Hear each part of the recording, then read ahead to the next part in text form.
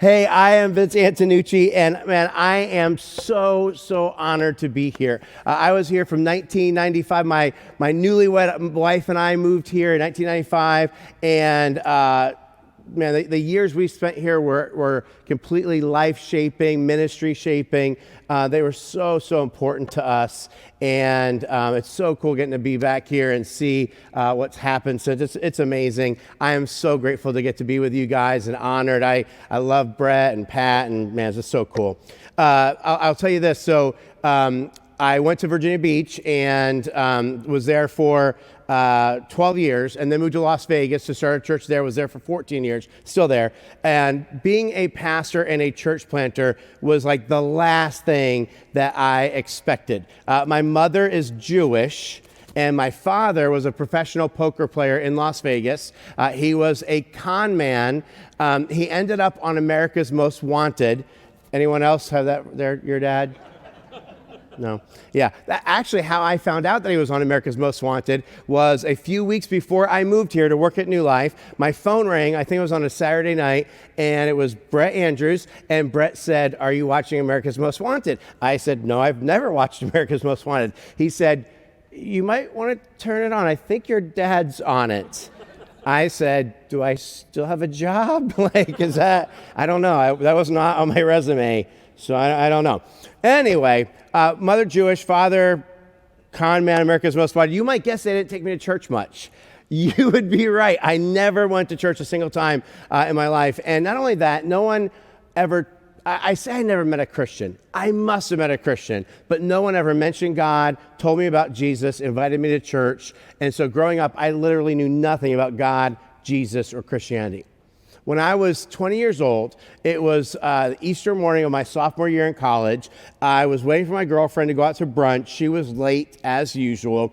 And so I turned on the TV in our dorm room. We had 3 channels, no cable TV, we had 3 channels. And I flipped through. Every channel had on what I considered to be a dumb religious show. And I would have just turned the TV off, but the last one looked potentially comical. It was this older man, and he was sitting scrunched down like this in a big red leather overstuffed chair. And I just looked at him, I was like, what is this guy? Like, what's up with this? And he started talking. I'll never forget what he said. He said, "Now, we've been studying the last week of Jesus Christ's life, and today I'm going to talk about," and then he named something, I don't remember what it was, went right over my head.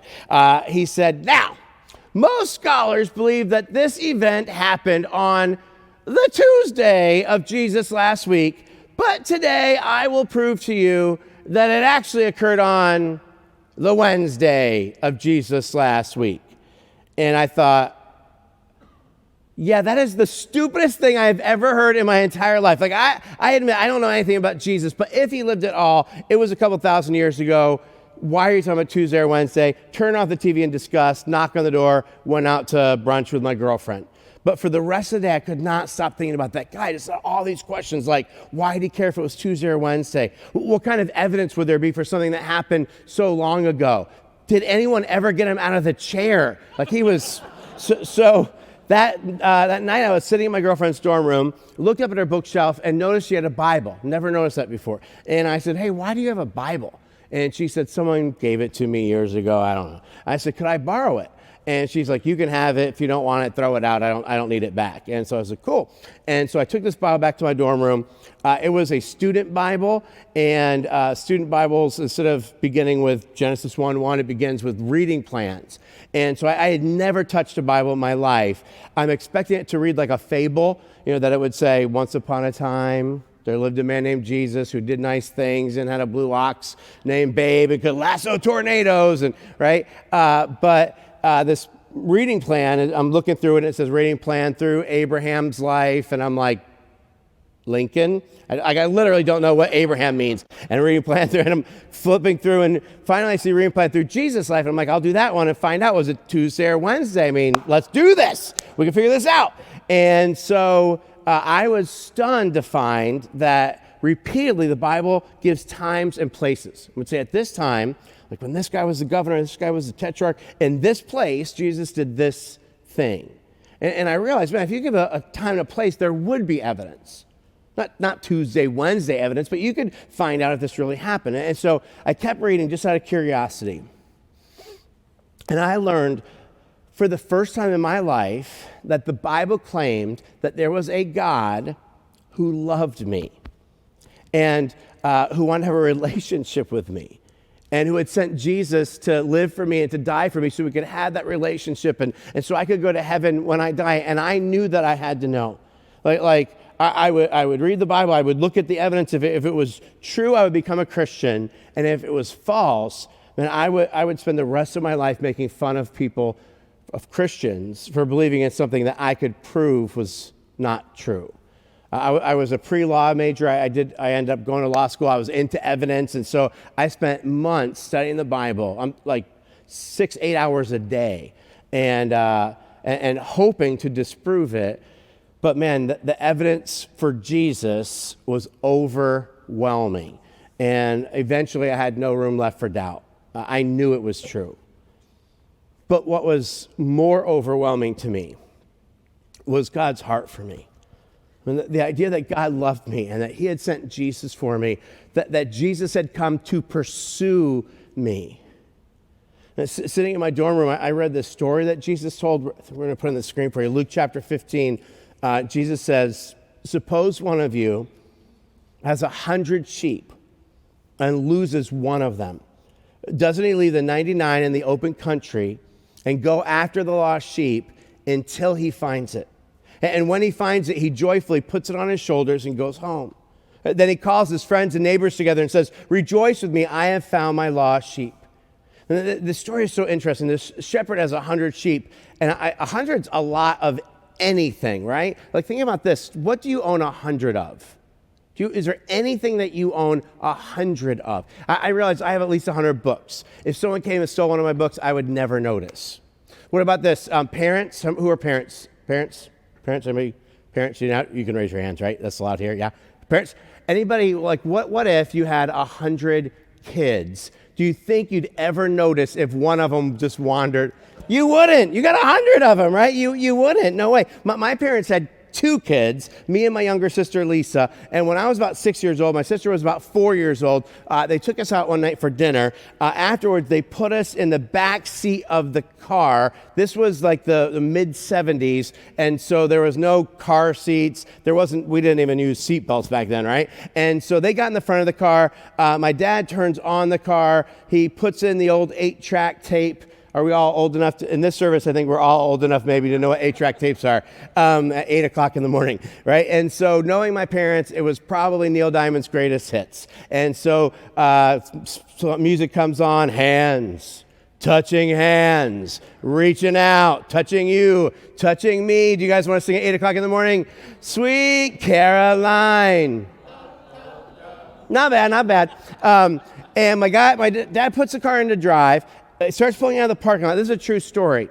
What he didn't know is that they hadn't shut my sister's door real well. My sister's door opened up. My sister fell out of the car. The door quietly swung shut. My parents didn't notice, and I didn't say a word. I just waved goodbye. So my dad pulls out of the parking lot, is on the road, driving down the road, when finally he goes, where's Lisa? And I was like, man, he got so mad, slams on the brake, turns around the car, goes back. We find Lisa sobbing in the parking lot. She always was a crybaby. My parents had 2 kids and couldn't keep track of us in a car. This shepherd has 100 sheep and immediately notices when one is missing. And the thing I'm thinking as I read this in my dorm room, I'm like, isn't one sheep easy to replace? I don't know a lot about sheep, but like, you lose a sheep, wait till spring, you got babies, right? You'll have more sheep. It's no big deal. A lost sheep can be replaced, but not in Jesus' story. Not in the mind of this shepherd. Why? Because Jesus is not really telling a story about a shepherd and his sheep. Jesus is using this story as a parable or a metaphor to tell the story of God and people. And in the story, the shepherd represents God, and I realized the sheep represented me. And that's why a lost sheep can't be replaced. Now, I have 2 kids now, and if one of my 2 kids wandered off, I would not say to my wife, we could make another one, right? This actually happened to us when our kids were, I think they were like 5 and 3. We took them to Water Country, USA, up in, so you're nodding your heads, yeah. And so it's this big water park, but when your kids are 5 and 3, you get to do none of the cool stuff, right? You go to the kiddie stuff, and Water Country, USA has a series of 3 big kiddie pools, not this big, but about the size of this space here that we're sitting in. And they have all kinds of fun stuff in it. So we went to the first kiddie pool, and they had all kinds of fun stuff. We're doing all this stuff. They love it. And then I was like, all right, let's go to the next one. Walk down about 40, 50 yards to the next pool. Lots of fun stuff. They're doing all that. All right, let's go to the next pool. Going down to that one. My kids loved the third pool because it had this big yellow slide about maybe 8 feet high, and you had to climb a rope ladder to get to the top of it. And so my kids went up, up, up, up, up, down, up, up, up, up, down, up, up, up, up, down, over and over and over. And so finally my wife was like, hey, I'm going to go stand under that mushroom shower umbrella thingy. And I was like, all right, go ahead. So she walked off. My son goes up, up, up, down. As soon as he lands, goes, where's mom? Where's mom? I said, oh, she went under the mushroom shower umbrella thingy. And he said, can I go get her? I said, yeah, go ahead. And so he ran off. My daughter proceeds to go up, up, up, up, down, up, up, up, down, about 15,000 times. The girl won't quit. She's still the same way, won't quit. So finally, I was like, all right, that's enough. Let's go get Mom and Dawson. We walk over, and my wife is standing under the mushroom shower umbrella thingy. And I said, hey. She said, hey. I said, where's Dawson? She said, he's with you. I said, no, I sent him over to you like 5 minutes ago. And she said, I haven't seen him. You're going to think I'm weird. My first instinct was to freak out. Like I was like, I've seen this kind of thing on TV. Like this, a water park's the perfect place to abduct a kid. And so I'm like, stop. It's a kiddie pool. He got distracted. He's in the pool. And so I start walking around trying to find him in this pool, but he is not in the pool. I mean, there's a lot of kids in the pool, but he is not one of them. And so I'm looking, there's slides. I'm like, maybe he's in one of the slides. He is not in the slide. And so I'm like, no, it's okay, because I'm like really wanting to freak out now. And what I did was I ran up the stairs out of the pool onto the sidewalk where everybody was walking, like lots of people, so I could look over the pool thinking maybe he was behind something. And I'm looking, and he is not in the pool. And I'm thinking like, okay, stop. He's got light brown hair. Look for light brown hair. It's one of the kids with light brown. Nope. He's wearing a blue bathing suit. Look for a blue bathing suit. Nope. Man, my heart was beating so fast, and my throat clenched up, and he is not there. I'm looking up and down the sidewalk. He's not there, and I just feel like I want to die. Like if he's been taken, I just want to die. And I look down the sidewalk again, up the sidewalk again, and I thought, there's tons of people, but I thought way up the sidewalk, I saw this little kid weaving between legs, and I was not sure it was him at all. And it's kind of embarrassing. But I just started like yelling his name just in case it was him. I was like, Dawson! And finally this kid up the sidewalk sees me or hears me, and he does like this, and I could see his face, and I realized it was him. And he just starts running to me, and I'm running to him. If you want a picture, I think it's quite romantic, really. He's like, and I'm like, and so finally we get to each other, and he jumps in my arms, and he's crying. And I said, Dustin, what happened? Where were you? What happened? And he said, I went to find Mommy, and you said the mushroom, and she's not by the mushrooms in the pool. I can't find her. I went to the other pool to get her. And I was like, oh, no, buddy, she's not in that pool. She's in this pool. And I held him, and I realized in that moment that I understood what it's like to be God. I mean, the way I had felt about my son in those moments, wondering, am I ever going to see him again? Am I ever going to hold him again? That's the way God had felt about me. And that's the way that God feels about you. And it's the way God feels about all your friends who are lost and wandering from him. I think of Jeremiah chapter 4, where God says, oh, my anguish, I writhe in pain. Oh, the agony of my heart. My heart pounds within me. I cannot keep silent. It's like, whoa, what is God talking about? Like, God doesn't usually talk like that. He says, my people are fools. They do not know me. They are senseless children. They have no understanding. And then God offers this invitation. He says, if you'll return, O Israel, return to me. And I just couldn't understand it. I mean, I am a wretch. I am sinful. I am a mess. But God loved me, and he pursued me, and he invited me to return to him. And so sitting in that dorm room in Buffalo, New York, I said, yes. And I don't know you, but I suspect that you are a wretch.